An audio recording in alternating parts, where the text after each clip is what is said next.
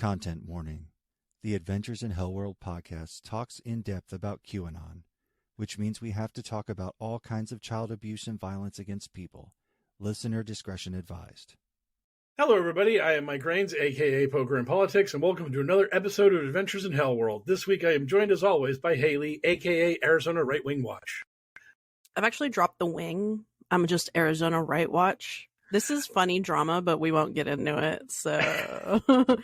It's just Arizona Right Watch. It's hilarious, but not hilarious enough for the comedy show that we record. No, I got threatened. I got threatened to. They threatened to sue me one time. Regular Right Wing Watch. I held out for like over a year, almost 2 years. I was like, "Fuck you! I'm not changing it." But I decided now, as I'm moving away from Twitter a bit more, I'll just drop the wing and stop being such a fucking bitch. So. Okay, I have follow-up questions, but I'll let Mike Raines continue his introduction because I jumped in there like off the top rope. Yeah, kind of a long intro. Yes, I am also joined by the aforementioned mysterious Hell. I've been here the whole time. You wouldn't have known it though. No. Anyway, back to the conversation we were having previously, just moments ago. Haley, had you ever considered Arizona Right Wang Watch? You know. Because that way, that way you could get a higher volume of regular internet creeps. You know, that's true. To your conservative, conspiracy theory minded right wing creeps. It would hit a lot more search bars, which, you know, we're always looking. Yeah, Arizona Right metrics, Wong right? Watch for conservative fans of the character Wong in the MCU, because I believe that white conservative men are probably the only people still watching those things. Am I right, guys? Come on, you know. Just to get mad at it, like literally, the Disney Plus MCU literally exists only for hate watching. It's just people looking at something, God damn it, it's so woke, and everybody else is like, the MCU still exists? What are you talking about? You know, like flipped a switch at me. And don't get me wrong, like I've stopped watching shows before, but I definitively felt a switch flip at me when I was watching the Obi-Wan show. And I was like at the end of episode 2, and it was about to autoplay episode 3, and I was just like, you know what? Actually, I think I'm good. Actually, That's how I feel about every show. I think I'm good with this, and maybe Star Wars in general. I was like, you know what? I'll tell you when I want more Star Wars. Okay, like you stop trying to give me Star Wars. I'll come to you in my handout when I want some. And that's not just how I feel about like a couple things now. It's just like, you know, I love Game of Thrones so hard up until they really biffed it there at the end. But then people were like, everyone on Earth I knew like was just willing to get potentially screwed over again. They jumped into House of the Dragon immediately, and I was just like, eh. And everybody was like, oh, you need to get over it and just watch it. And I was just like, I don't think I do though. Like I feel like I'm perfectly satisfied. I don't think I care. It. Yeah, I think I don't actually care that much about the show. And if I ever do decide to care that much about the show, it'll be there for me. I don't need to watch it right now. I don't care. I mean, it came and went out of the zeitgeist immediately, so it couldn't have been that good. Like, Exactly. You know what I mean?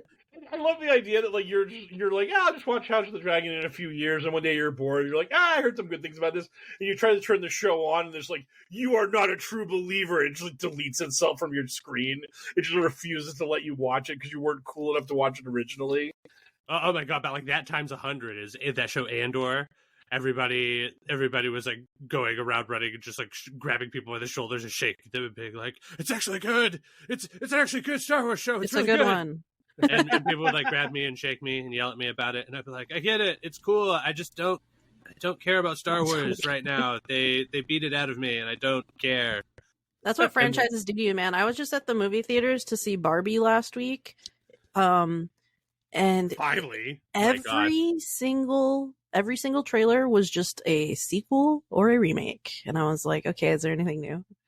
we got anything new going on? Well, hey, no. The Raka Raka guys just had that big hit with Talk to Me. That was like a whole new IP out of nowhere. A couple of YouTube guys or TikTok guys, can't remember which, breaking big with a horror movie. A24 is out there cultivating good stuff, especially if you like horror. But you know, yes, a lot of it is definitely franchise consumerist drivel. But then you get like a thing like Barbie, which is just like, okay, like obviously it doesn't get much more like consumerist than a Barbie doll, but it literally you know. is like, look, we're challenging capitalism, sponsored by Mattel. Exactly. Yeah. I mean, that's the whole thing. That the whole movie is that, right? Yeah, It's just like that's why it was like very funny for me. I like how they had to toe the line to make the corporate goons kind of just like buffoonish, but They're not goofy. overtly evil. They're just sort of goofballs, and they're just like, and also Will Ferrell's character's heart's in the right place, you know, so he's good. And I'm not going to get into it, but it seems like spoilers. I walked out of the theater with my friends. I'm like, this is unironically an argument for militant feminism. And they're like, what the fuck are you talking about? Like, there's, but it's like at the end when they're like, what were they drunk? That was actually definitely the message. Well, I mean, it was definitely the message that you were supposed to root for. I think so. Like at the end, they barely win. They barely win. It's like they just happen to like get the vote in, and like, it was just kind of like, well, if you guys didn't get that vote in and the bad guys took over, the patriarchy took over, then I guess you guys were fucked. The movie literally ends with the matriarchy crushing the patriarchy, and then the people that were involved in the patriarchy are just like, well, maybe we could be equal now, and the Barbies are just like, no, matriarchy forever. And it's an interesting movie. It's an interesting movie politically. I did like the aesthetic a lot. I'm not going to get into the politics of Barbie. Because ultimately, I'm not trying to be Ben Shapiro here. I was just like, I got you, but unfortunately, I am about to ambush you with a question because this is a comedy show with a political bent, and I don't like. So I went to go see this with my friends who like are a couple, traditional couple, biologically male, biologically female, cisgender folks, right? And so like I was there with one of my platonic female friends. But she's the sort of person where if she likes something, you can't really criticize it at all, or like get like, she gets sort of antagonistic if you try to have like a general discussion about a movie around her. And I didn't want to bring up any questions that might poke the bear. So, but you seem like more even-tempered. So I'll ask you this: how did you feel as a woman during like the pretty overt finger-wagging monologue? Because that's what triggered a lot of dudes. Triggered Ben Shapiro. I just thought it like dragged the movie's pace to a screeching halt, like even though like I agree with the messaging, like, and I felt like it was just like, yeah, I mean, maybe I do deserve to get lectured at sometimes, and that's fine. But I know a lot of guys were just like, man, I can't believe it. It's just like, I guess. How did you feel about it? Did it make you feel empowered as a woman? Were you like, matriarchy rules? It's hard to feel empowered by, again, a movie sponsored by Mattel based off of a Barbie. But that's the funny thing is, like, it tries to sell you this, like, feminist messaging. And again, it's like, it's a Barbie movie sponsored by Mattel. Their goal is to sell more dolls and also kind of sell like the Barbie aesthetic and like a line to the aging population that like not aging, it's just like slightly more adult population that liked Barbie back in the day. That's kind of America Ferrera's character, right? Like her kid wasn't into Barbie at all. Her kid didn't give a shit about Barbie. It was her that was into Barbie because she's like, yeah, the mom. She's the mom character. And it is kind of trying to seem like it's just trying to sell Barbie to like this millennial age woman who played with Barbies as a kid and now needs this like pseudo empowering message to be fine with the fact that they're just purchasing doll, doll rules. Just doll stuff, which is fine. I have the Barbie shirt. I literally love pink. I am a sucker for the slop also. I'm just saying I don't really care for I don't really get offended or find anything inspirational about a messaging from like a massive movie like that.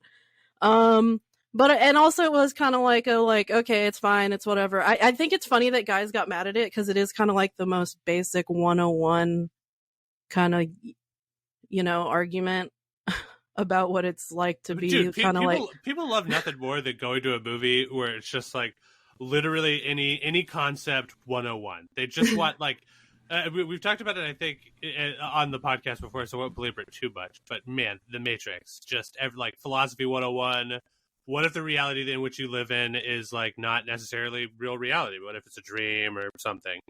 and then like people were walking out of the movie with their minds blown, and I was like, you really don't, like, do you not dream at night? Like, have you never fucking thought about this before? Like, what happens when you're not talking? Like, what's going on inside of your head? It's just trying to explain patriarchy in like the most simplistic terms. It's like in America, kind of. Yeah, mechanical bulls and like fluffy like Macklemore shirts or coats with no shirt. Dude, that was so funny. That was And actually. I didn't hate the movie. I'm not I sound like a hater. I actually liked it a lot. It's just, again, I don't really care about like any message you're trying to fucking sell me in a fucking movie, to be honest. That's fine. And also at the point where the consumerism and irony intersect is that Barbie did drive sales. Like, people are loving Barbie. But out of all the toys in the Barbie line, the one that people are loving the most is Ken. Dude, Ken rocked in the movie. I'm not even a Gosling person. Yeah, because Ryan Gosling stole every single scene that he was in. In a movie the where horse like, thing was getting Margot me. Robbie That was so perfect. funny. Margot Robbie was perfect casting for that role, and then like Ryan Gosling, it was like, oh really? But then like when you watch the movie, you're just like, oh, every scene he's in, even with her, it's just like he's just so funny. He's very funny. He's great. So that was awesome. I believe that the relaunch of Alan is also doing pretty well. I think they were doing like a limited relaunch of Alan because of the movie, and it's doing pretty well. So at the end toys of the day, are selling. At the end of the day, Mattel did their stated objective with the feminist Barbie movie: sell more male toys. Ken, now with action penis. Alan, also with action penis, but those two penises are not compatible.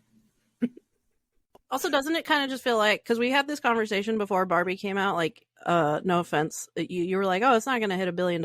And I was like, I think it will, because it's just kind of like girl toy. It's just girl toy, where like Marvel has been kind of like boy toy for so many years, like the superhero genre. Not to stereotype, obviously a lot of women like, and non-binary folks like Marvel. It's just like, it is kind of like directed more at men and like the collector culture, but like girls like to collect things, and like now there's people are like realizing like, oh, there's a market for women.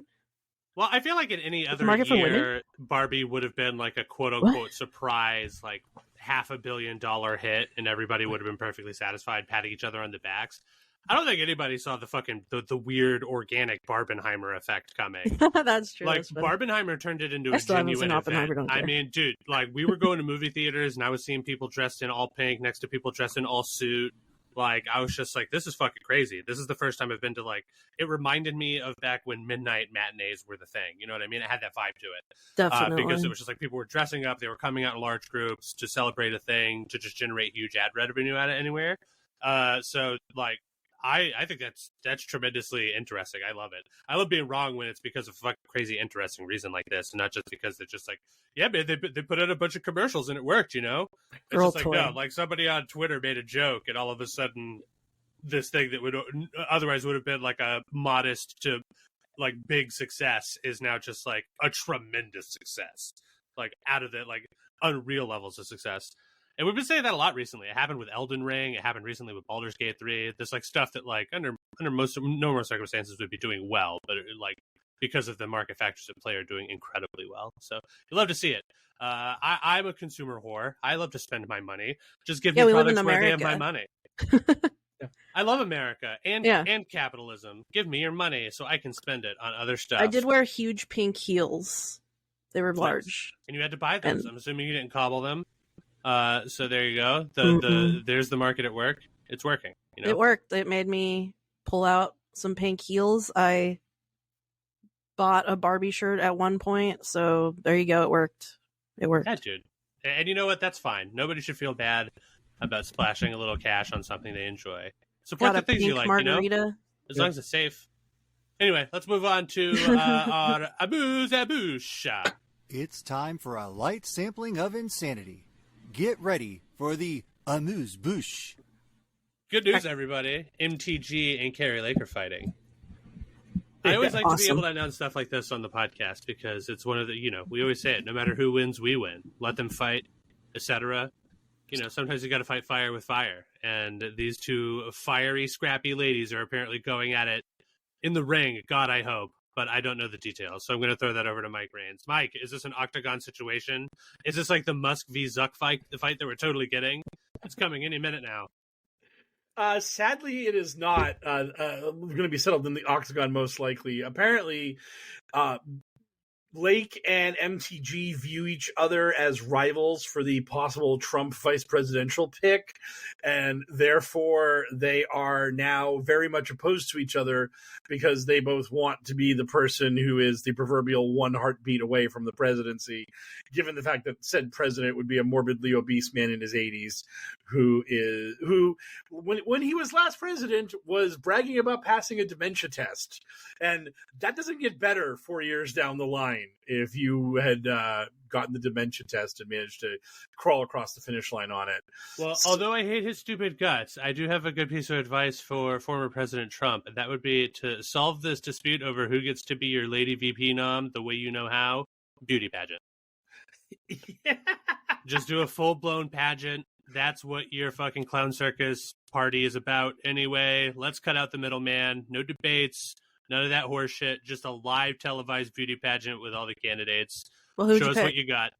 I don't know. I'd have to see what their talents and you got to see them in their bikini round, see what their talent is, see if they can do the have them answer spin some baton softball questions and see if they can literally even put a sentence together. I feel like that would be that would be like Willy Wonka would be on standby with his little flute to get half of the fucking field out. Just I'm going to answer you 3 pre-screened softball questions. Do you love America? And then they just sweat and they say something nonsensical, and then he just plays the flute, and Oompa Loompas come and carry them away. Other people in Trump's inner circle have stated that they are not likely to pick either Lake or MTG for vice president, but that shocker. Wow. Probably because he would like to pick somebody that would make him seem more electable and not somehow less electable, you know? I get that he's a convicted felon and all, but you know who I really like is his running mate, the lady who's afraid of Jewish space lasers. She's a very exciting candidate for vice president. I would really love her to be in that seat. Oh, it would be the most excitingest candidate for vice president ever. I would be so happy if either of those two nutballs got the nod. But there was talk in the article from Rolling Stone that potentially Green would find her way into the Trump administration on some level, either a cabinet position or some sort of staffer or aide to Trump in the White House itself. And Carrie should be press secretary, obviously. She's such a fucking propaganda media whore. But would the White House press pool allow her to have that soft glaze on the lens? Would they let her just filter the shit out of that thing? I picture one of Trump's aides looking at the clipboard of the things he has to address, and then he reads the next agenda on the line, and he just gets a flop sweat, and he's just like, "Okay, Mr. President, we have to find a position for Marjorie Taylor Greene," and the whole room just braces for whatever horrible joke he's gonna make. What sort of creepy joke is he gonna make? Oh God! And then I hope he just stares off into space like Mitch McConnell. The Department of Fitness. It's a new department. Yeah. No, I'm not going to take this softball layup. You're not going to... You filled the Sarge seat. Sarge was the master of the softball layup. Oh, no, I don't know what I did. You don't know what you did? Oh, no. I'm sorry. I thought you were doing it on purpose. Now I feel bad. Nope. Yeah. I'm just talking. What's funny is I believe the G-rated version of what Elle was talking about was someone was walking around my casino a couple days ago with a shirt that says "I believe in fitness taco in my mouth," and they had a picture of a taco in it. Oh yeah, the classic fitness meme is the Chihuahua they're saying, "Yeah, I believe in fitness whole pizza in my mouth." That's a good shirt to wear to the casino. That's a guy. That's a great. That's a douche rock. That is a great way to elucidate what sort of softball joke you were setting me up. But the R-rated version of that, possibly even X-rated version of that, which is why I didn't go for it, because I like the punchline is not to turn me into the creepy weirdo that Trump probably is. You're the creepy guy. I mean, I'm at least I'm creepy in my own time. I'm creepy to myself. I'm personally can't call myself in the mirror like a narcissist. Yeah, it's fine. Damn boy. You put on some weight? I think it's fine, personally. You're a little creepy. You're the creepy guy on the podcast. You're mysterious. I mean, is mysterious and creepy always the same? I'm just kidding. I'm just kidding. You're not creepy. I don't mean to disparage you. I mean, hey, listeners. you know what? None of you fucks out there, I don't want you listening to this podcast if you think that I'm a creepy guy, unless you're paying for it, He's very in which nice. case, do you. If you're in a creepy, You know what? he's Yeah, like creepy. I'm for sale. So if creepy is what you want, creepy it's gonna be. No, that's not true. That would destroy me, having to be a creep. Creepy, non-derogatory. I was actually talking to somebody before this podcast about the audience, how to grow an audience, and all that kind of stuff. And this guy, They were like, "Get rid of Al. He's fucking creepy." actually, no, he hasn't listened to the pod directly yet. He just wanted me to give him an overview of what the pod talks about, and he stated that it is very possible that due to the content we are producing that we have hate listeners. And I was laughing. I was like, We definitely do. And I was like, oh man, that'd be so great. Yeah, absolutely. And and bully on him. Like, I hope we get some laughs at him when we talk about stuff that isn't the shit that like we're on the opposite fucking sides of the issue on. Us being on the correct proper side, and those people being on the monstrous evil side.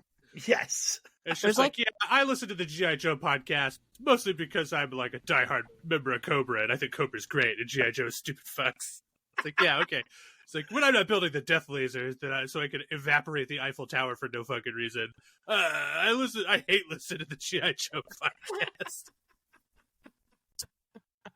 I do know we have at least one hate listener because there's this like far right like fake outlet here that's run by a like Christian nationalist organization and it poses as a news outlet, and they actually wrote about one of our episodes because Incredible. Well, yeah.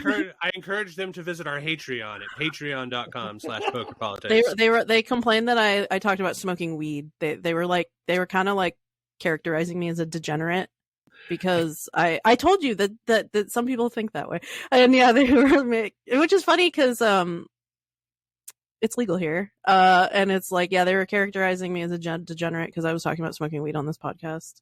So we at least have one hate listener. Yeah, and also that's just the character you portray on the show, Yeah, I totally don't smoke weed. Yeah, dude, smoke it. It's like, yeah, why would anyone smoke the jazz lettuce? That's a good way to get destroyed. I'm not. Okay, let's get back on topic and get back to the Carrie Lake Obama MTG gay. thing. So is anything actually going to come of this? We'll move on to gay Obama here in a moment. I wanted to see if we needed to put a button on the MTG Carrie Lake thing. Do you want my personal opinion? I think Carrie's just trying to she's trying to apply for anything right now. She's like, please, someone just pay attention to me. Who would Team Q support in this battle? Carrie. Or well, I don't know. Well, probably Carrie because her cases are still ongoing. They kind of still have that little thread of hope that she's gonna be overturn the election here. Yeah, that's the thing about that is that Marjorie still has the credibility of being the first Q candidate to take office and stuff, but she has sided with McCarthy, and McCarthy is seen as not being very acceptable in the QAnon community. Whereas because Lake is not an elected official and has actually no real power, she can just be batshit insane and has no repercussions for her at all. Because I saw recently someone was talking about, one of the nutballs that I follow was screaming about how impeaching Biden isn't nearly good enough because impeaching him would indicate that he is the legitimate president and that he is being impeached from the presidency. And that's bullshit. And Carrie Lake had a message a week or two ago that was like, fuck impeachment, decertify 2020. Yeah. And this guy was like, Carrie Lake gets it. She understands what's really going on in this world. Decertify 2020. And so I think that because Lake is able to be totally untethered from reality, she's the more, she's a candidate QAnon would be in favor of at this point. Because she's cozy McCarthy. Boo, hiss. Oh, God. So, yeah. Fun stuff. I do think it's interesting that despite the fact that you have a pretty solid pick and a good justification for why that would be your pick, it's still just yeah, isn't that crazy? There's neither of them are electable though. The Q power does not have the juice to get that one over the goal line, as far as we know. We'll see though. We've been surprised before. Yeah, Carrie Lake, vice president, and then Empress for life as soon as they get rid of that pesky constitution. Yep. Yep. Okay, now we get to talk about whether or not Barack Obama is fake and or gay. I enjoyed that he might be both fake and gay. Because I don't even know what that looks like. How could you be both false and another? Like, okay, anyway, Mike, how's Barack Obama fake and gay? So from what I have not read the quote unquote letter, but it appears that one of Obama's exes released a letter from 1 million years ago in which Obama talked to her about the fact that he had like gay fantasies in his head about stuff, and sexuality is on a spectrum. These things exist. You can be totally hetero in reality and daydream about such things. That is not something that a person who's not crazy would understand and acknowledge.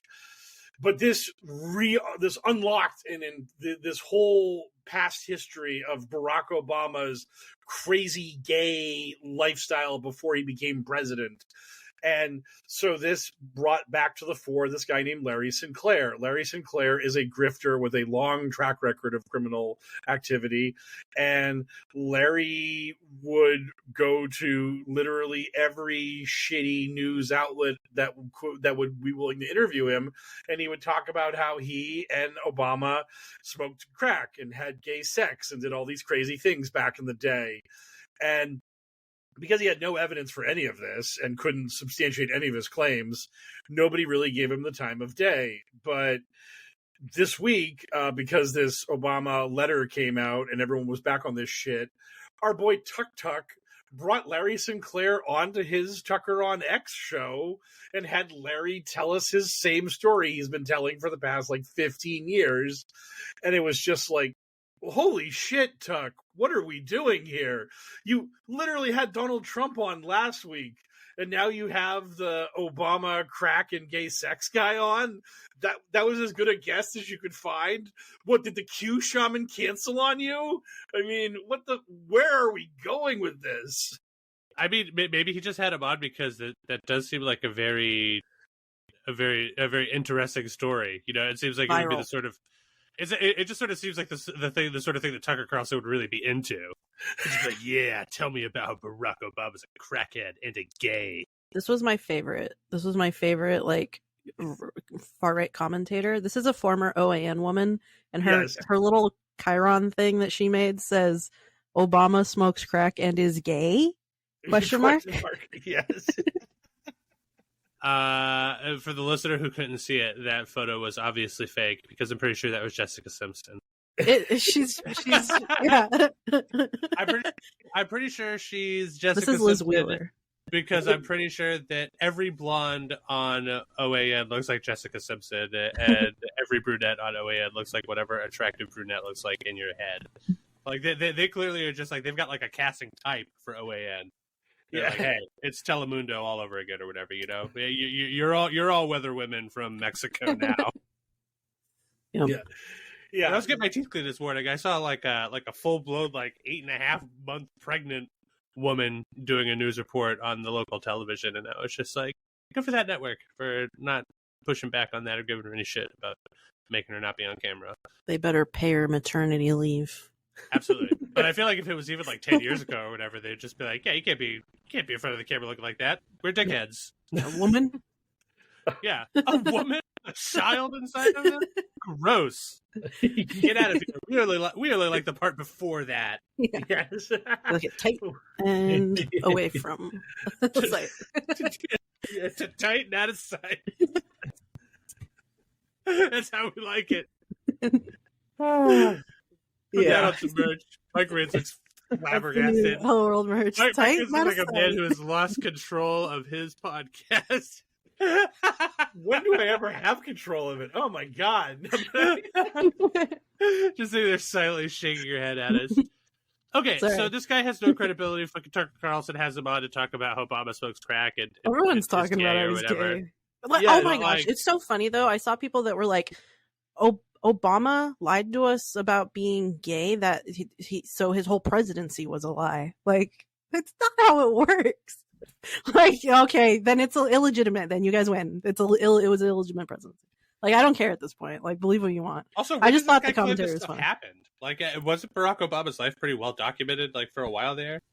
Oh yeah, I mean, this is what the thing that is so ridiculous about all of the commentary about Obama and Michelle Obama is we pretty much have this well-documented paper trail of Obama basically from college onward, where we know what he was doing. We know where he was. We know all the stuff that was going on. And you have to create this alternate reality where there's this other timeline that while Obama was in Chicago, he was literally going to every gay club imaginable and just hooking up with all these dudes left and right.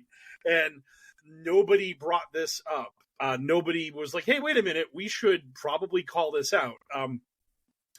One of my favorite things about Obama's ascendancy to the national stage and then the presidency was that he won his Senate seat mostly because of the fact that his campaign got the divorce testimony. They got the divorce court stuff to come out of his opponent, because his opponent for the Senate was this guy was married to Jerry Ryan, who most famously known as the Borg Lady 7 of 9 from Star Trek, who was, as the kids would say, a smoke show. And Jerry Ryan, this guy was taking her to swingers clubs and like wanted other dudes to have sex with her and wanted to make her watch him bang other chicks. And this was so like beyond the pale. The guy had to drop out of the race because it was like, holy shit. And it was also like, bro, you're banging the Borg chick and that ain't good enough for you? Like, really? Like, you're still on the prowl at this point? Oh my God. So I would think that if that guy was being attacked by Obama for like his marriage going down the rocks because he was a freak, I think that guy would have been like, oh yeah, by the way, my opponent, is a gay who's just having all kinds of crazy gay sex of any man he can run into. And I think that guy would have taken it into the gutter right quick because the Obama campaign brought him into the gutter real quick. But somehow, some way, nope, that guy was just like, damn it, I don't have any substantiation for the gay allegations against Obama. So I guess I just have to leave this race now.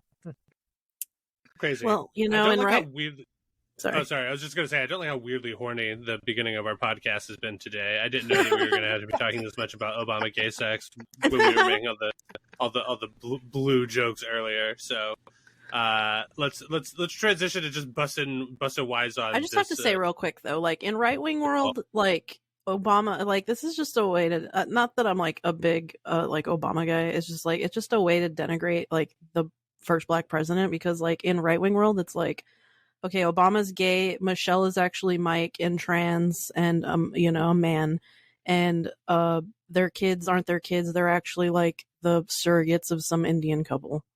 You know, and also both gay and trans. And gay and trans. They helped kill a man on a boat who was their chef. Paddleboard.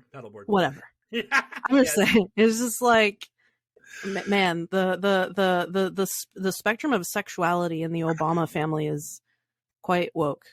Yeah.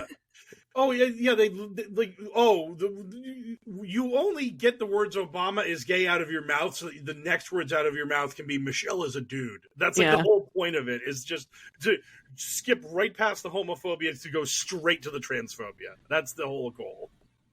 Speaking of transphobia, I'm finally getting out of this quagmire of Obama being fake and gay. Sorry.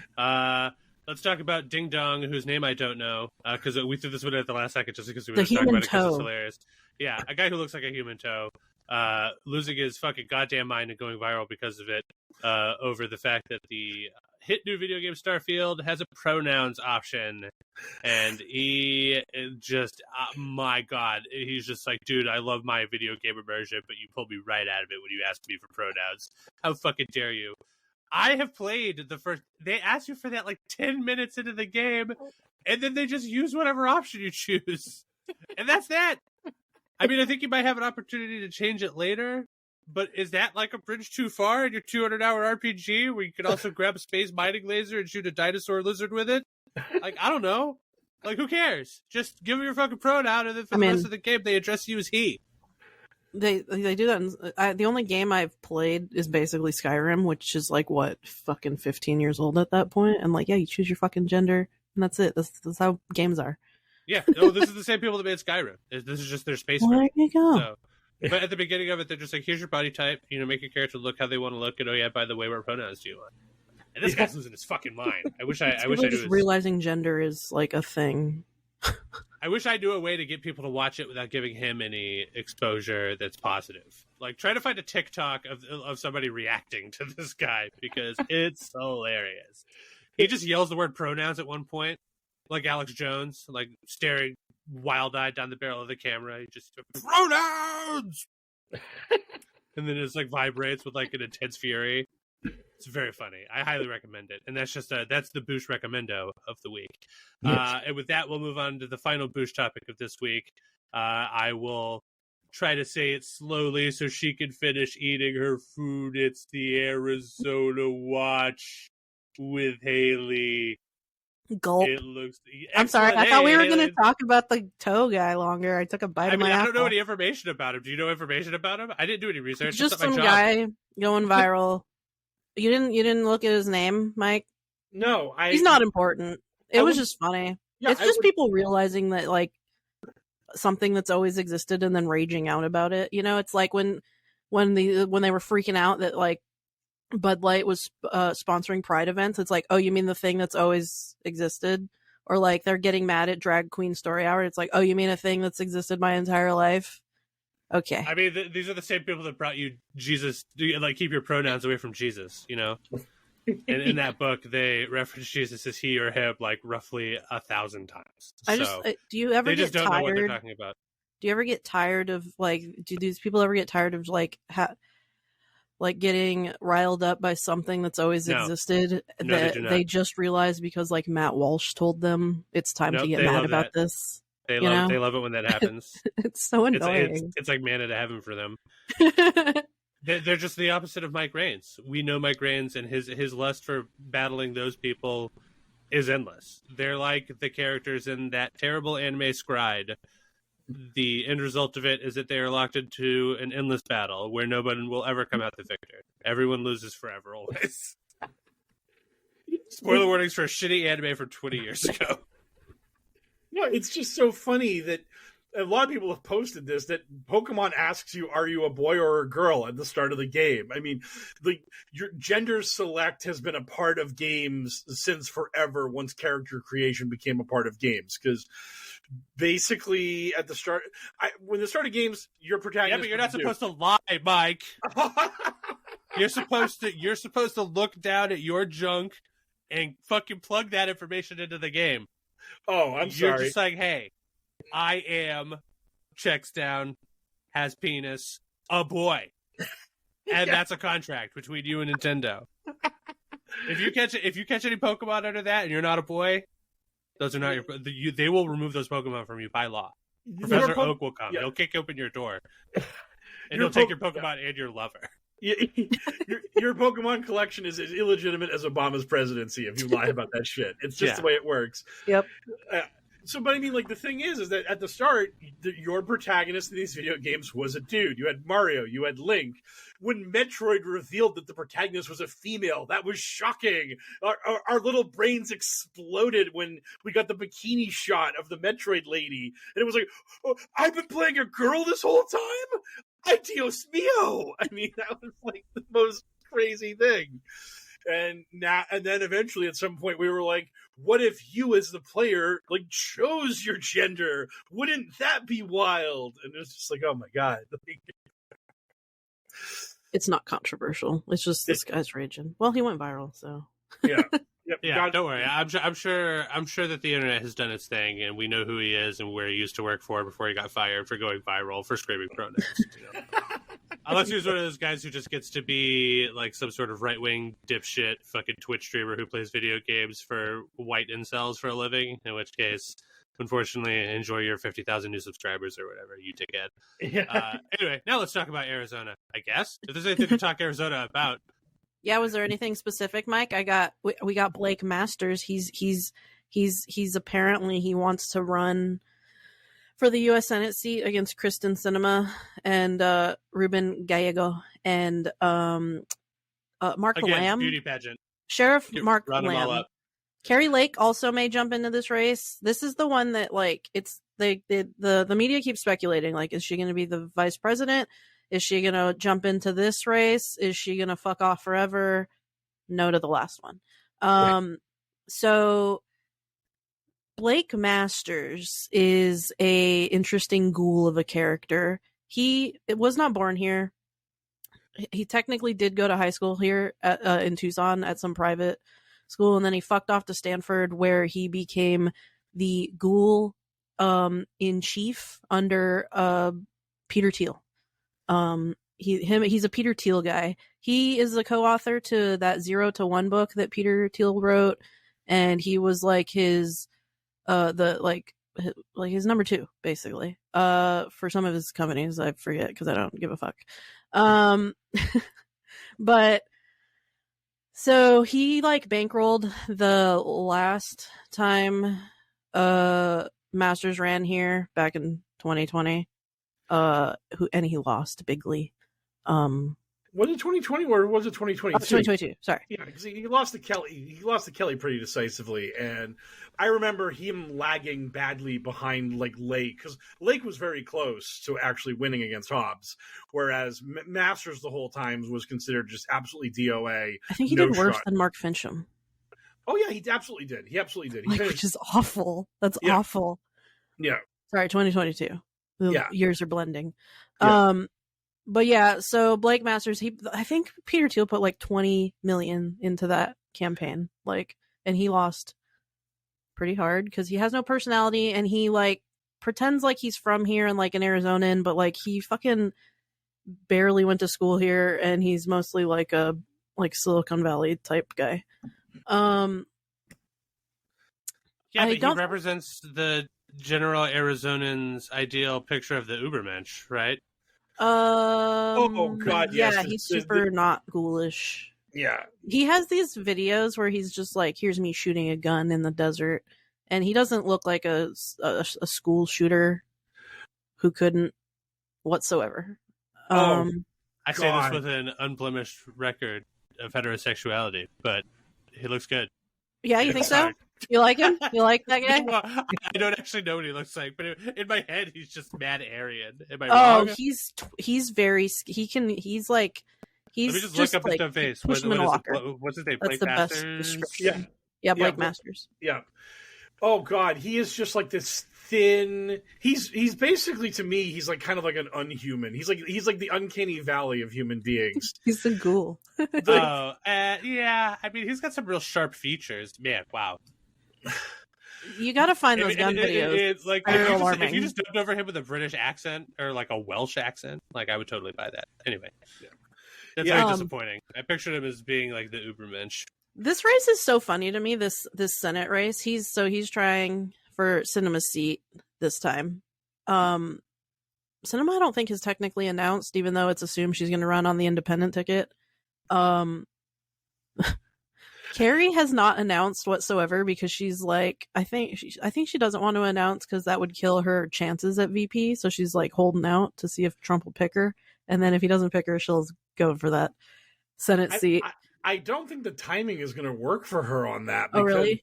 Yeah, no, because like you have to be. I mean, unless Trump was to pick his nominee for vice president wicked early, I don't see that happening. She kind of has to get in. So I feel like, because I thought there was like this kind of unwritten contract between Blake and Lake that they were not going to run against each other. And so I think him jumping in is him basically getting the sign from her that she's not going to do this. So he's going to be terrible and try to throw more of Peter Thiel's money into a fireplace in an effort to win this seat.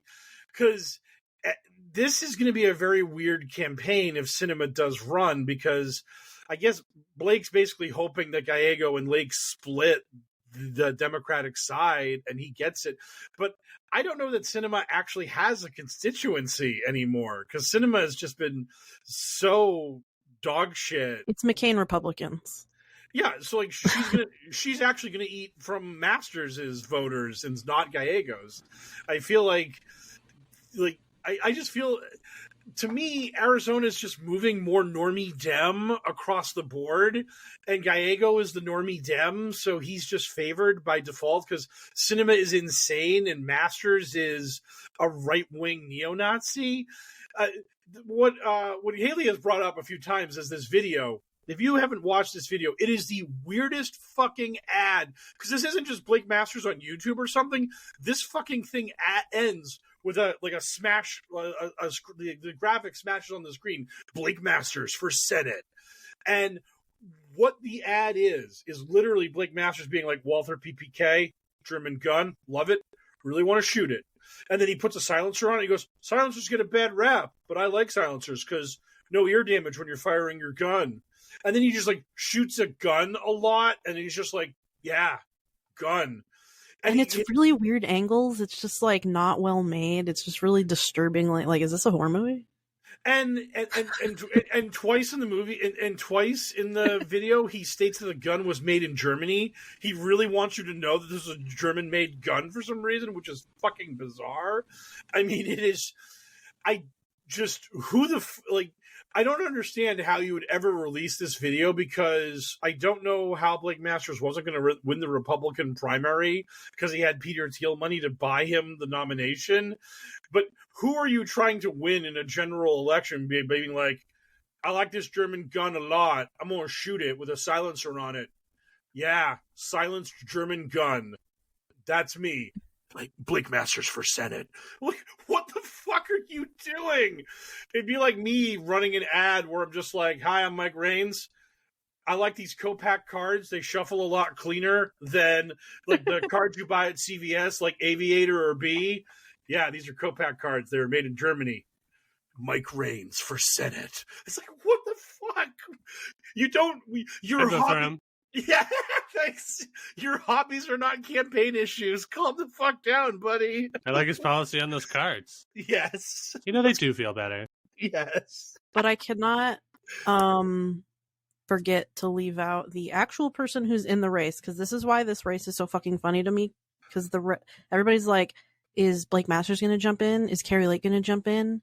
Oh, what are the odds of Carrie Lake beating Gallego? And it's like, none of these people are in the fucking race yet.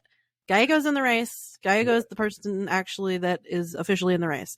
And also Sheriff Mark Lamb. Sheriff Mark Lamb is the Pinal County Sheriff here. And he is a character of a person. I think he thought he was going to do way fucking better, because he's like he used to do like marketing. And when he became a sheriff, he decided to do the like big cowboy hat, tactical vest that says sheriff on it. And like he's really popular like in the right-wing media sphere nationally. Like a lot of like right-wing media grifters will come here and like film stuff at the border here as if he's a border sheriff. He's not. But it's easy to pretend. And they'll like, ask him about all these border issues. He'll go show them like, the quote unquote rape trees, which is just a anti-immigrant like conspiracy that's prevalent at the border. Anyways, Arizona sounds like a great place. It's yeah. Anyways, so yeah, he just does like anti-immigrant border propaganda with like right-wing media a lot. So he's popular in like the national right-wing media sphere. He also was on Live PD before that show got canceled because they like killed a person or on TV. Yeah, shit happens sometimes. Yeah, and then he also has like a Roku show about his the department that he runs, which is just like, how is this fucking allowed? So yeah, he's like a media guy. He's a big personality. And he is not doing good whatsoever here, because first of all, the media just like doesn't even mention him. I was reading all those articles about Blake possibly announcing. None of them mentioned that Lamb is actually in the race, which I thought was fucking hilarious. And all his emails are so pathetic because he's just not getting attention. He's not getting donations. He's literally like, yeah, this is the last one, the last few I got. We're 77% short of our goal. and it starts with August has been a rough month for fundraising. Bummer. Way to rally your troops here, Chieftain.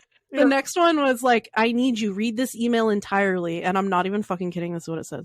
Sometimes I wonder if folks think that the fundraising emails and text campaigns that I send are a joke. I try to look at the analytics of every email we send within a few days of deployment to get a sense of who is engaging with our content. But from what I can see, people open our emails, but not a lot donate after reading. Opening an email without donating is a lot like window shopping. Perhaps you'll come back later and make a purchase, but there are no guarantees. Like, what is this? Bummer. What is this? What is this? This is a weirder campaign than literally Blake Masters. Nice. So anyway, that's the sheriff. He's not doing good. I think that's the funniest thing about this election so far. Fuck Sheriff Lamb. You know who might be able to save him? He could hire Ron Watkins as his campaign advisor. Big hat. He can teach him how to do that powerful hand squeeze. Yes, your rights will be kept. Safe. And that's how you know that he really means it. Yes. Okay, let's get out of our boosh for the week and then speed run a news segment. Thankfully, kind of a slow news week, but we're obligated by blood to do it. Yeah. From the digital headlines to the digital front lines, it's Q's in the news. Okay, well, we should have queued up the other bumper to just play immediately, so that way I didn't have to roll segue into it. But let's roll that other one because we have it now. It's the segment on the show everyone hates to do, and we're sorry, but we need to talk about Elon.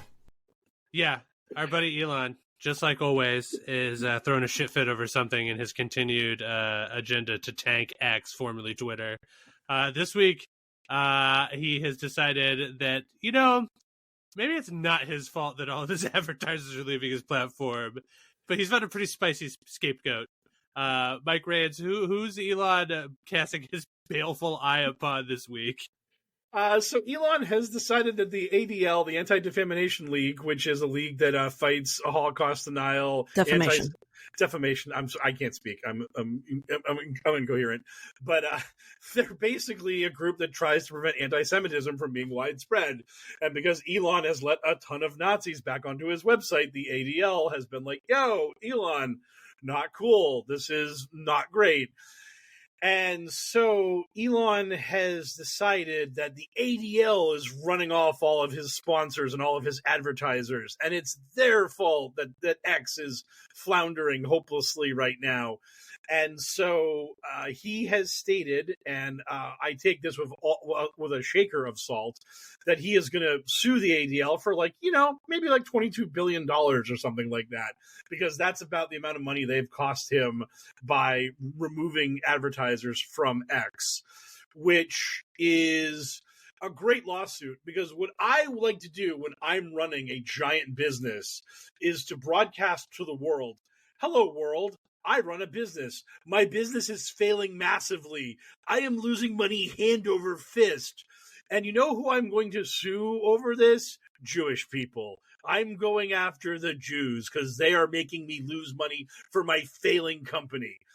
So that this way, when you hear about X, not Twitter anymore, but X, you think to yourself, "Oh, right, that failing social media platform that Elon Musk is running into the ground." Because Elon is a genius when it comes to marketing and how to put information out there. For Nobody would ever say that, because they would just be like, "Hey, this thing is happening on X," and somebody would be like, "On what?" I'd be like, Yeah. "Twitter." I'd be like, "Oh, right." Yes. I stopped using it a while ago. That would be how the conversation would go. Right, exactly. I stopped using it when that nut came on, and then all the Nazis came back. Yes. I like Elon Musk's creative way of getting out there and really telling people that he's already devalued his own company by half. Yes. Yes. 22 is a pretty specific number. It seems like it's exactly half of 44. Right. Yeah. And it's just like, not to put too fine a point on it, but let's just say that they're responsible for half of my company being worthless, or, devalued by half, however you want to spin it. And it's their fault. The Jews. Right. The anti-Semitism rebuffs this argument, but I do have to croak it out. I think the Jews are bad with money. And everyone's just like, "Elon, what? You insane monster." Yeah. I really Fucking do have lunatic. to say that, because again, I monitor more like Nazi World. They are thrilled with what the hell's going on. Like they wait a minute, is that our Haley quote for the week on our supercut?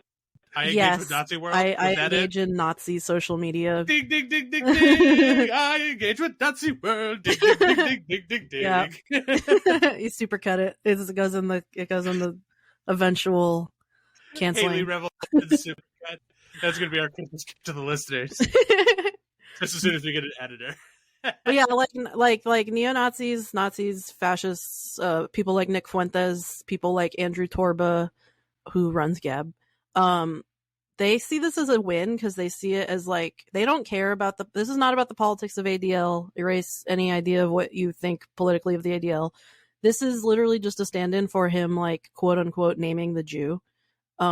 They love that he's doing it on a public platform and kind of like mainstreaming anti-Semitism in yeah, he's pretty furious that there's no such thing as a way to sue a Jedi. Otherwise, he just would have been like, "These stupid Jedi ruined half of my revenue." Fucking clown. God, I hate it so much. Because I think a lot of it's like Andrew. There was a lot of. I even kind of made jokes about it, like, "Oh, Andrew Torbo is going to be like so pissed that like Gab is kind of irrelevant now," but like he doesn't seem to care whatsoever that Gab has lost all the Nazis to Twitter because like his goal is more mainstreaming white Christian fascism. Torba, I mean. Yeah.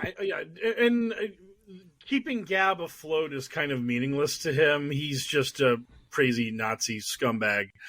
And you can quote me on that, Torbs. Fuck you, buddy. But, yeah, fuck you. Yeah. See, I haven't been on Gab in a dog's age because there's no need anymore. There's no need. I went on it recently and it's like it's snooze. It's snoozeville.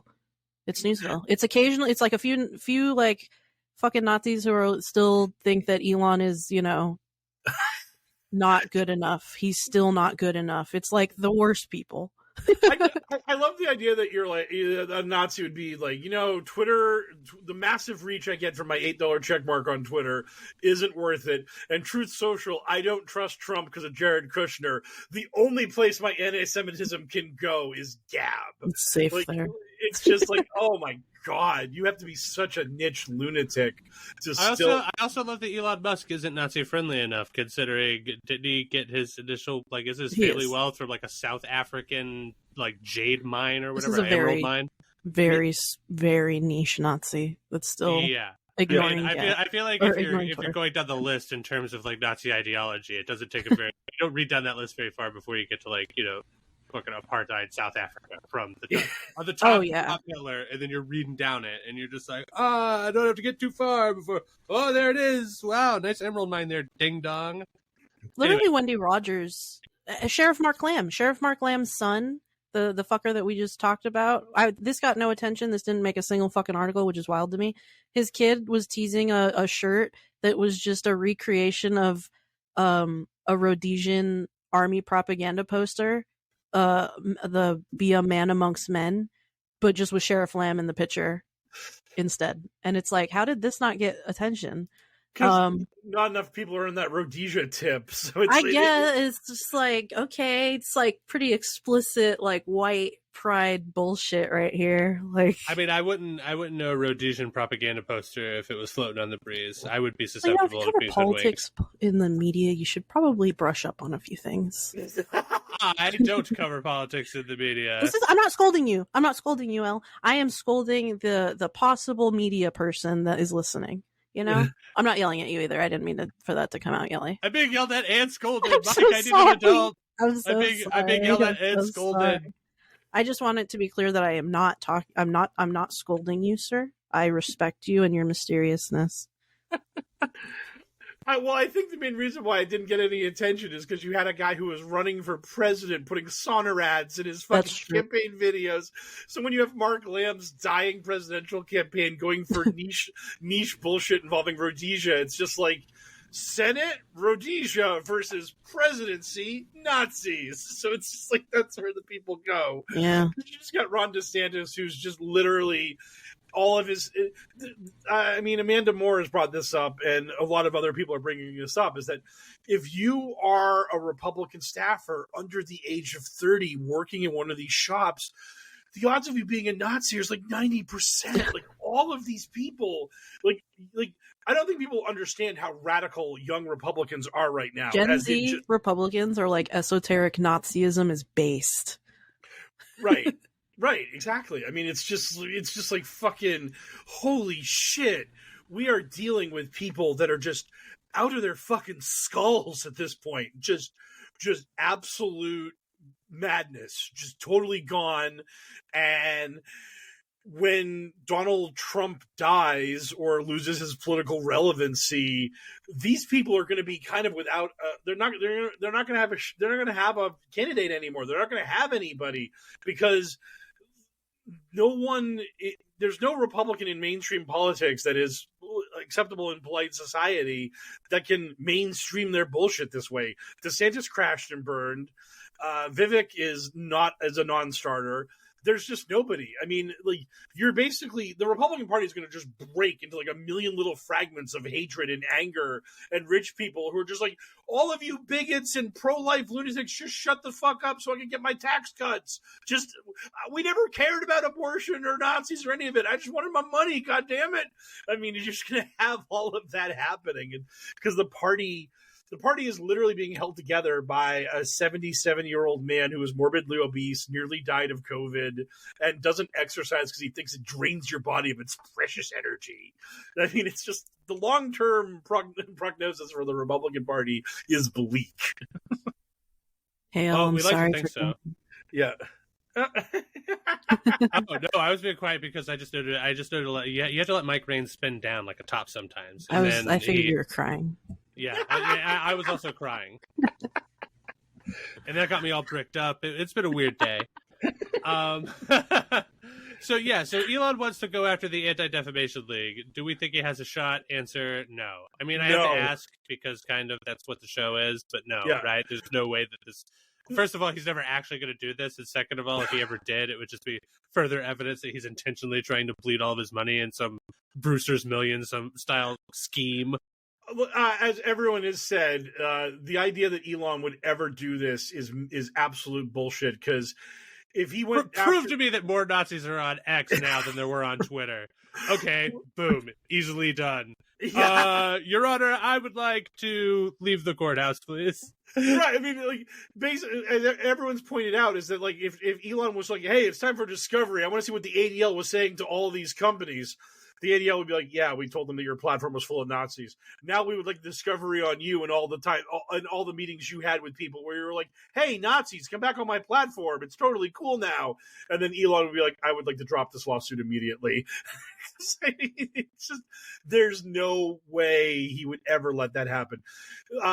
He would agree to fight Mark Zuckerberg a lot quicker than he would agree to discovery versus the ADL. This is not even possible. It's just madness. Media companies should really stop paying for that gold check mark on Twitter to advertise, and also pay it. It's $1,000 a month at least. I think that's a little ridiculous. That, like, a lot of advertisers have left, and like media companies have not started to distance themselves a bit from Twitter. I don't know. At least in the paying form, like, I think that's incredibly weird to a guy who is openly has disdain and is kind of leading a hate campaign against the Jews, and also media in general. Like he's banned journalists. And kind of like limits what they can say on the platform. No, that's wrong. He's a free speech. I'm sorry. He would never do that. I just think it's a bit weird to keep paying. You can be on there. I don't give a shit if you're on there and do whatever you want. I'm not telling you what to do. It's just, I think it's weird that like actual media companies, like ones that claim to be progressive or, just whatever, are still paying for like the gold check official business shit. I think that's really weird. Yeah, No I mean, offense. also, I'll even be less diplomatic about it. You're certainly allowed to do whatever you want, but I'm also still allowed to judge you for it. So I am still judging anyone who's paying for X. That's insane. You're an insane person for doing that. Find a different way to get your word out there. I mean, come on. Look at what you're supporting. Also, the ship is still sinking. Regardless of the money that you're putting into it, like you're trying to bail it out with a bucket. Your bucket is real small. and it's not going to work. That shit is going to die. That property is going to be devalued to the point where he is forced to sell it to some other, like Facebook is going to buy it, and they're just going to relaunch Twitter. That's exactly what's going to happen. So get ready for that to happen. Threads will die, and it will become Twitter, and then Twitter will be back, now owned by Mark Zuckerberg, and then he'll laugh so hard because he's just like, I didn't even have to knock his teeth out in the ring. I just killed him financially. Yeah, good stuff. Yeah. Okay. Speed run. Zoom. Elon is a piece of shit. We all know that.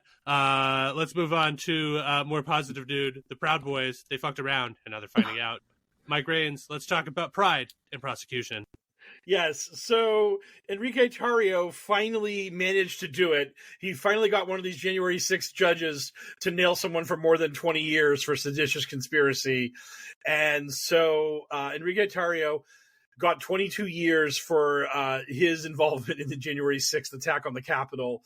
The prosecution made this very clear to the judge that this was the scalp they wanted because during their statements to the judge, they stated this man was the ringleader. This guy was the head of the operation. So please hit him with a longer sentence than anybody else. And the judge, who had been putting everybody in jail for like about a decade or longer, was like, fine, I will give him 2 decades and change. So Enrique Tarrio, Proud Boy leader, is now not going to see the light of day for over 20 years, which is great, you giant moron. Beyond him, we then had a fellow Proud Boy and a former InfoWars, I don't know, you would call him correspondent, host, grifter, Joe Biggs. Joe Biggs was involved in the attack on the Capitol and was also involved in the seditious conspiracy. And he got himself 17 years in prison, which he is now calling into InfoWars to piss and moan about, which, again, I don't know. Don't storm the Capitol. Don't be in a group chat with other Proud Boys talking about your plan to overthrow the government and to. How about don't pal around with or be a white nationalist? Yeah, what a great fucking idea that would be. Oh my god! I love how you could just be like, what decision did I ever make to land me with this prison sentence? It's just like, dude, your whole life has been a series of fucking shitty decisions that led you to this. Shut the fuck up. Yeah. And so finally, there was a guy named Alex Shepard, who is a low-level, rank-and-file, shitty little QAnon grifter guy. And he posted this incredible little tweet, or X, or whatever we call them now. And he said, I was just sentenced to 1 year and 7 months incarceration for my role in the protests of January 6th. The government claimed that I stopped the certification of the election, and that my unapologetic claims of widespread voter fraud, along with my continued observation of the federal agitators on 1/6, meant that I had no remorse for entering the Capitol building that day. Therefore, I needed maximum deterrence in order to keep the community safe and prevent me from continuing down this path of crime. No shit, moron. That is how this works. When you are an unrepentant criminal, you get the longer sentence. When you are a repentant criminal, you get the lesser sentence. So this guy... Yeah, you just better hope whatever fucking medal that's waiting for you when you get out for doing that extra year or whatever you got for being a dickhead about it, like, is worth it. Yeah. You better hope that all those pats on the backs and free non-Bud Light beers are worth, like, you know, giving up an extra, like, 8 to 12 months of your life. Yeah, exactly. It's just like the idea that this guy basically stormed the Capitol, that after storming the Capitol, after being charged, after being told, buddy, you're being charged for storming the Capitol, for interfering in the government activities, which I think is the standard. As your legal counsel, I would advise you to shut the fuck up. Right, exactly. As your legal counsel, I suggest you shut the fuck up and maybe I can keep your sentence down to less than a year. And this guy's like, no, I'm just going to go on social media and talk about the Fedsurrection. And then how about Trump won 2020 and that shit was rigged. It's all bullshit. And then when you go see the judge and the 3 guys in front of you all get 6 months, and then you stand before the judge and he's like, no, you get a year and a half. Boom. See you, moron. And then you're like, but those guys, what? And you're like, yeah, they were all telling me how they reformed themselves, how they realized what they did was wrong on January 6th and decided that that was a bad thing that they had done. That's why they got less time. You absolutely are thrilled about what you did on January 6th. You thought it was a good thing. Therefore, you get punished more severely. That's how this works, moron. It's just, I just love that. I just love this guy's pissing him on. Oh, I got a long sentence because I'm unrepentant. It's like, yeah, welcome to how the fucking legal system works, you idiot. Wild stuff, but good to hear that the sometimes the system works and that these dickheads are getting punished for flagrantly and apparently unrepentantly breaking the law. Yes, good for them. Yes, I hope they learn something in prison. Yes, see you in 20 years, Enrique. You huge moron. I hope he learns a lesson. Can't even join the Aryan Brotherhood in jail, man. He's gonna be a real loner in there. Poor guy. All his other buddies are gonna go. Yeah. Anyways. Peace. Couldn't have happened to a nicer guy, you know? Yeah, literally. Yep. Anyway, let's get to our sweaty mailbag for the week. Our listeners got questions. We got answers. It's time for Q&A. Sweaty bag full of mail. This is the song for the week. Yeah. So we have a sneak question from listener Molly who messaged me on Facebook and said, what live action One Piece character do you want to make love to? I don't watch this. You haven't been swept up by One Piece fever? It's sweeping the nation, Haley. I don't watch that much. Haley, the nation is being swept. Maybe you should take some time out of being a Nazi on TikTok or whatever. Yeah. I run conservative hype house.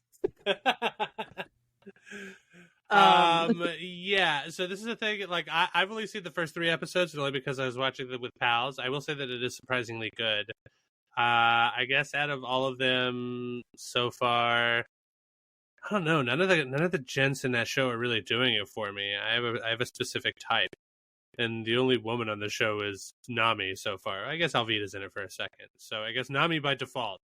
Sorry, but that's it. That's the answer you're getting. I know that name because I do know a little bit about One Piece, and I know that Nami is a character. So yeah, her defining characteristics physically, she's a redhead with big booba. That's her deal. I like that.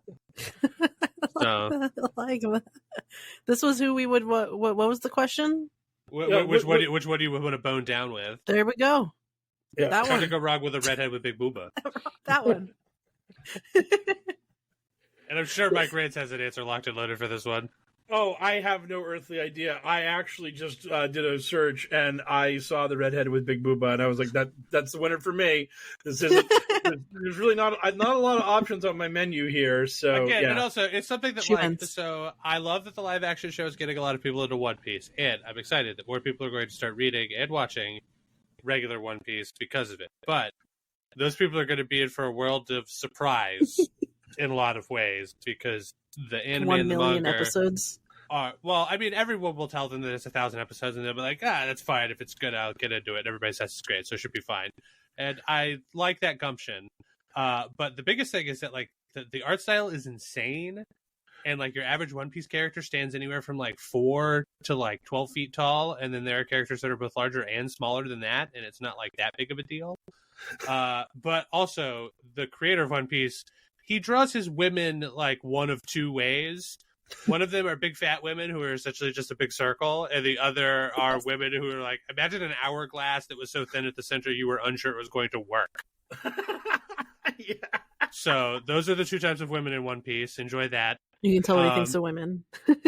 Yeah, I mean, you get like, and everyone is like hyper exaggerated, etc. But I mean, like, again, like the men have a lot of varied body types, and the women just sort of look one way. So it's like, okay, like, don't get me wrong, he's one of the greatest creative minds of like our generation in terms of creative output and pop culture footprint. But he's not like a saint, and he's certainly not perfect or without flaws. I do love Oda-san, but you know, he's deficient in that one way. His female representation leaves a lot to be desired, like physically. Sometimes they're pretty well written, but you know, that's neither here nor there. Anyway, Nami by default for everyone. Way to not have a lot of options for us, One Piece live action. You have failed us. Failed the Bechdel test. Yeah. So Peachtree Dish asks, where is Sarge? Sarge is back on his home planet now. He's dead. Yeah, Sarge died, and then his corpse was brought back to the planet he originated from. I get it. You don't like me. It's fine. Look what you did, Peachtree Dish. Why did you make Haley I'm just cry? kidding. I'm just It's okay. kidding. She deserves it. She yelled at and scolded me earlier. I did get a little raised. I didn't even mean to. I just get a little excited sometimes. No, it was just a scheduling conflict. Sarge had an employment change and could no longer free up this slot for recording. Yeah. And our schedules otherwise are pretty all over the place. So, Yeah. We just had to make a call as to whether or not we could make it work, and it turns out we couldn't. So, Sarge had to see to his paper stacks, which we all totally get. Yeah, it is very bizarre that me and Elle managed to have two schedules where midday Wednesday is our free time to do some wacky stuff. So I mean, it's just Previously, it also just happened to work out that Sarge was in the same boat, but he got a better employment opportunity where that was no longer the case, because that's pretty fucking weird. Yeah. So yeah, we're already auditioning for when Haley actually gets called to capitalism and gets a regular 9-to-5 job as well, and then No. Banker's hours, perish the thought. Yeah, Dolly Parton over here. Yeah, my hours are from like midnight to 4 a.m. and then you wake up for a little bit and then you do a little bit more work in the middle of the day and then you go to sleep randomly and then you go to the bar for a bit and then you pass out. Okay, well, we'll have to have a talk off mic about what that means, because I don't, based on that, I don't know what you do for a living, and the only guess I could make might be rude. So we're gonna, but I don't want to dox you, so I'll take my questions off air. And finally, Cleodora Silvestri, the HellwQrld Grand Inquisitor, asks, if you had to place a bet on which Trump co-defendant flips on him first for a plea deal, who do you place your money on? Well, right now, it feels like some of the Georgia fake electors are already kind of saying, wait a minute. When I got real legal counsel, they offered me all kinds of magical things that I wasn't previously aware of. So my answer is mostly anyone involved in the Georgia RICO case that isn't Sidney Powell. I could not remember her first name. I was just like, Powell, and finally Sidney jumped in there, because Sydney's a true believer. She's absolutely insane, and she would never flip. She's going to go to jail for forever. So she's a true soul. She's got one of those parasites in her brain. Yes. And I believe Eastman just had his effort to not have his case with he wanted to separate his case from Powell because she's nuts, and I believe the judge just said, no, you don't get to separate, so go to hell. Yes. Oh God. So I think all Your Honor, I would like to separate my trial because my co-conspirator will make me look incredibly guilty. Yes. Yes. She's unhinged that way, She's, in fact, it was kind of egg on our face for inviting her to the criminal conspiracy to begin with. It was Cheeseborough and is trying to separate from Powell. They're all trying to separate her from, because they know she's nuts, and they know she's going to go to jail for forever. So all the slightly smarter criminals are just like, yo, Sydney, you can go do your own trial. It's going to go great, girl. You got this. So yeah. So, oh man, but recently, Trump has said some stuff about the guy that was moving the boxes for him at Mar-a-Lago. And he's like, "Oh yeah, that guy was moving those boxes on his own volition. I don't know what that crazy box moving guy was doing. So whatever Walt the box mover was doing, I had nothing to do with it. I don't know what you're talking about. So Walt, get a new lawyer. Maybe you're probably in some trouble here." And right before we went on air, I saw some transcripts. I didn't actually see the clips, but there was an interview with Hugh Hewitt, right-wing grifter. Apparently he interviewed Trump, and they asked him about the boxes, and Trump was like, no, I didn't talk to anyone about the boxes. When you're the president, you can just move boxes. It's totally okay. It's legal to do that. The president has authority to do whatever he wants. And then they asked him some further questions. He's like, oh yeah, I'm going to take the stand and explain that to everybody. And Hewitt was like, you're going to testify? And Trump was like, yeah, I'm going to testify. It's going to be great. And it's like, I cannot imagine Trump's lawyers not shitting themselves at the idea of Trump being like, yeah, let me on the stand. I'm going to tell it like it is. No way he purchases himself. No way on earth Trump doesn't get destroyed on cross-examination and commit 100 counts of perjury. Zero. No chance. Oh my God. There could not be a worse disaster imaginable than letting that man testify under oath. Oh my God. What? I mean, like, if you're Trump's lawyer, what do you do after you finish your direct examination? Like, pull a fire alarm? You're just like, thank you, Mr. Trump. No more questions. And then like you like touch your nose or whatever, and you have your assistant like run out into the hall and pull the fire alarm before the prosecutor can start cross-examining him. Because, oh my God, the moment Trump starts getting questioned, it's going to just go to shit immediately. I can't wait for that time to be the present. Oh God, if the best part about the Georgia trials is that they're going to be televised, and Fox News won't be able to just like, because I've had people tell me, they're like, these trials are going to be bad for Trump, but like Fox News is going to spin everything they can, and it's not going to be on TV, so people aren't going to be able to see it. And I said, that's going to be true for like a lot of the federal shit, but the Georgia stuff, like Fox News isn't going to be able to gatekeep that shit. People are going to want to watch it. So if Fox doesn't air that stuff live, then the Fox viewers are going to go to the networks to watch it live because they're going to want to see it.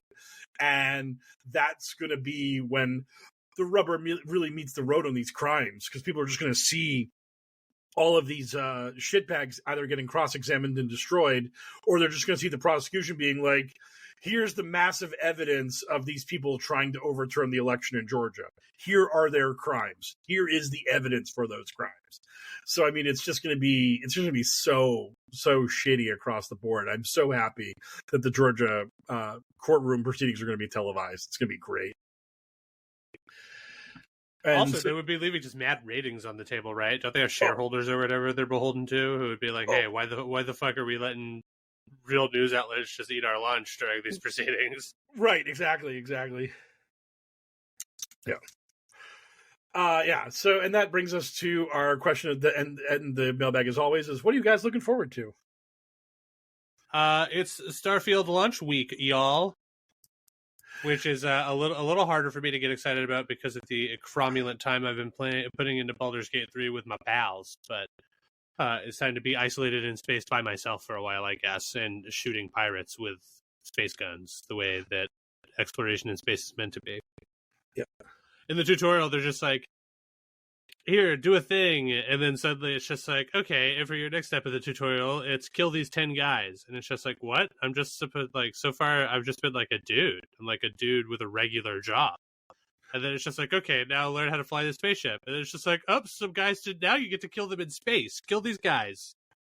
And you're just like, wow.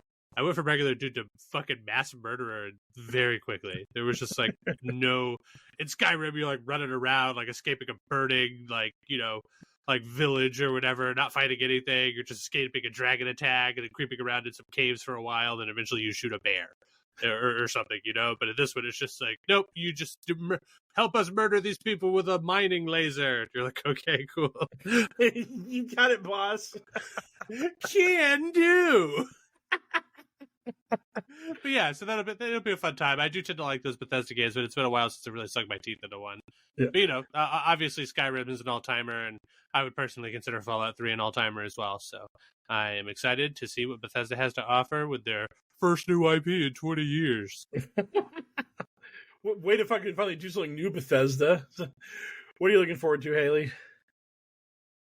Not much. It's a big not much as usual for me. I'm gonna go try a new bar. Is that anything? Hey, that's something. That's a That's thing. I mean, Yeah. hey, as long as you're happy with it and it's something that you were looking forward to, then yes, it counts. Although I will say that for the casual listener, it may sound kind of grim. You're just like, I'm not interested in much, except I'm going to a new place where I can get drunk. Is that a thing? I'm gonna go grab a drink with someone, and it's gonna be fun. No, there we It's go. not- So you're not going yeah. alone. No, I mean, if it's like, hey, I'm just saying it could be read as, And it's a new bar, and I'm excited to try it. I don't know. It's a new bar. How do you feel about? It's how not do a you feel new about bar. It's just a new barcades? bar I'm going. What do you think? Talking with my friends Arcades? about this recently. Yeah, how do you feel about them? My friends and I have come to the conclusion that we like the idea of them more than the practice of them. That's my opinion also. They're too crowded and the food usually sucks and the games are usually broken. I like just regular arcades, honestly. There's like a really cheap one in town that's like it's only open really weird hours. It's open from like 8 p.m. to midnight on Fridays and Saturdays, and you pay $12 and you can be just in there the It's whole just free play. It's yeah, just a and all the cover charge or games whatever. you'd play them. Yeah, I mean, and hey, it's, even if you want to soak me for quarters, just give me a well-maintained, manicured in terms of like its selection. there's so many in arcade. there. It's like, how did they fit all these? And dude, let me decide if I'm drunk in the arcade. Let me Come choose that easy. adventure for myself. I'll take you to this. It's a good place, I think. But the problem is that it's in Arizona, isn't it? Yeah, but don't you want to see don't you want to have some fun in Arizona? I mean, hey, I do love I do love an arcade. Do not get me wrong. I And mean, we'll do more than go to the arcade. We'll do a lot of fun stuff. okay. There's a JFK bar that I want to take Mike to. It's in like an old fallout shelter. Is it like reverent or is it irreverent? It's dope. Do they have like a drink called the Oh My God They Shot? They do have like, I think, themed drinks. I haven't been there. It's like, it's kind of like, it's got old JFK memorabilia. It's like Fallout-y kind of themed. It's like vintage. It's like a vintage old weird bar. Because we have like in Tucson, like a missile, like like an old like missile that was Silo? decommissioned. Oh, like the actual missile. That was decommissioned from the Civil War era, and you can like go tour it. A Civil War era missile? What is that? Not a missile. What do you call it? Like a bomb. The bomb. Like a Hiroshima bomb type of thing. That's World War I think they're just II. called Bobs. I'm very confused. This is not historically accurate. It's just there's like a lot of bomb culture in Tucson because there was like old like launch sites down there. I mean, there still is like a lot of like drone kind of shit going on down there. But anyway, so like there's this like Cold War era. I didn't mean Civil War. I meant Cold War.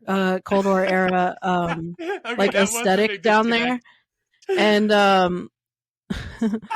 I didn't expect to talk about this, but yeah, so there's like this like Cold War era aesthetic at this like it's like a bomb shelter bar. There's JFK shit everywhere. I don't think there's any references to the head blowing off, but I'm sorry. I've never I'm been just- there. I don't really can't- know Tucson that well. Can't stop giggling over just seeing like. I didn't mean Civil War. Yeah, me and my group. I didn't even realize I said that. The story was great, and like it was just great because it kept evolving in my head. Like you were saying that there was a missile, so I pictured it in a silo. I'm But then I sorry. remember you were talking about a bomb shelter. and I None was of like, that you're was talking about historically a accurate. missile. And then you said it was Civil War missile. And me and my grins were just like, Civil War missile? What the fuck is this? Like, what? Scratch everything I just said and just know that there's a bar. No, I get it. By the end, No I did historical understand. accuracy whatsoever in any of that. And it does sound rad. I do like the idea of like getting drinks in like a bomb shelter with like a Cold War decor. That does sound pretty sweet. Yes, not Civil War. I that would picture be like, awful. I picture like fucking like dry ice, like smoking, like I think there cosmonaut is. I think inspired that's like drinks. kind of a yeah, thing. that's part of the vibe. I've been to one of those like space themed like theme restaurants in fucking New York City one time when I was a child. I know what I'm going into. I like kitschy shit like that. Down. Let's Yeah, I do like it. kitsch. I'm That's trying to go to me. a Ren Fair here in a couple of weeks. I Oh my think, or God. maybe 6 weeks. I don't know, but at some point there's a Ren Fair I want to go to. Child-free adult Ren Fair trip. It's gonna be great. Beautiful. Anyway, my grades. What are you looking forward to? Football, it's back. The sport of things that I enjoy. Hand Oh. egg. And the greatest hand egg ever. They are going to run the hand egg. They're going to toss the hand egg. It's going to be so great. Oh, all the egging and handing. The turn-based sport of kings. Yes. And so the hand egg has returned. Tomorrow night is the first game of the season. It is delightful because I, a genius, decided to avoid drafting the oft-injured Christian McCaffrey for my fantasy league. And I was like, you know who I'm going to take? The indestructible Travis Kelce. The man's never missed a game due to injury in his life. And then yesterday afternoon while I was working, everyone's like, did you hear Travis Kelce injured his knee? And I was like, yeah, oh, great. And after the fifth person told me that, I just started punching people in the head aggressively. And I was like, wonderful. The one and only time I played fantasy football, it was the same thing, only it was this season where the indestructible Marshawn Lynch got that abdominal injury that exploded his organs forever, and that was it. That was the end of him. I was just like, oh, sweet, first pick of the league, I'll take the surefire slam dunk, Marshawn Lynch, thank you very much. It was just like, it doesn't miss games, incredible performer, huge points. And then it was just like, Marshawn Lynch suffers an injury to his guts. Oh, his guts are all exploded. He'll never play football again. You're just like, oh, sweet. Thank God. Thank you, concise play call guy. L, the kiss of death. Yes. God. Yeah, so I'm just looking forward to all that. And also, in our group chat, someone mentioned that there's a new season of Taskmaster coming out this month. So, yes, Taskmaster, the greatest television show How's ever. that? Are you even caught up on Taskmaster New Zealand and Haley? I don't know what the fuck that is. I'm going to pretend like you didn't ask me that. No. I don't even know what that word is. What is this word I'm hearing? Repeat. It's a great show, Taskmaster. Taskmaster? Yes, it's a great show that we will explain the premise of off air because if we start talking about it on the show, we'll be here for 90 more minutes. 100 more minutes. Yeah. We would. If we were doing it, we will.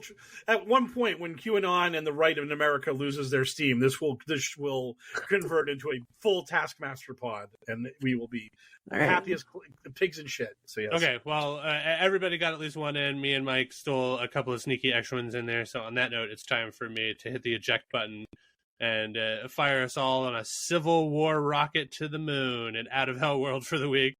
Thank you, everybody, for listening and supporting this show. For how loud I just laughed. Thank you, everybody, for supporting the show. If you'd like to continue to support the show even harder, but still for free, you can do so by giving us a 5-star review wherever you get your podcast from. If you have money and you'd like to give it to the show, we will take it. Consumerism, ahoy!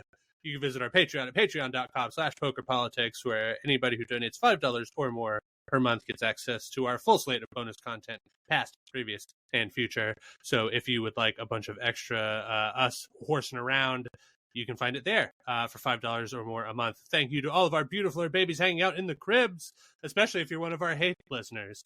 We love you the most, hate listeners. If you have money and you don't want to give it to us because you think that we're a couple of stupid dickheads, plus Haley on a podcast, we totally get that. You can do some good with it by donating it to love146.org. They're an organization whose vision is the end of child trafficking and exploitation. Thanks as always to DJ Minimal Effort for use of our intro song. No social media for them still and probably forever. Good work, DJ Minimal Effort, for being better than the rest of us. You can find our buddy Frosty, who does all of our voiceover stuff and all of our bumps. Then the voice of Q when we need it, although not so much anymore. Find them on Twitter at FrostyVO. Did I say Twitter? Or Twitter. I meant X, but not really. It's still Twitter to me. Speaking of me, you can find me, the Mysterious L, now on Blue Sky. So if you're one of the 300 people who use Blue Sky, find me on it as well, at Mysterious L. I'm also on Blue Sky. I like Blue Sky. Is also on Blue Sky. What's your tag there, Haley? You jumped in. Let her know. Arizona Right Watch. Arizona Right Watch. Yeah, but no more wing. It's important to note. You know, yeah, no don't more want to wing. get sued. Just AZ Right Watch. You know, no wings involved, unless they're the Buffalo style. And of course, you can find Mike Rains on Twitter/X at PokerPolitics, and the show, this very show that you are listening to, at HellwQrld with a Q instead of an O, because we're clever that way. Get it? All right, so thank you, everybody. That's going to do it for us. Another successful episode of the Adventures at HellwQrld podcast. I've been one of your hosts, the Mysterious L, joined as always by Haley, a.k.a. Arizona Right Watch, and our expert in all things QAnon crazy, Mr. Mike Rains. Good speed, Patriots!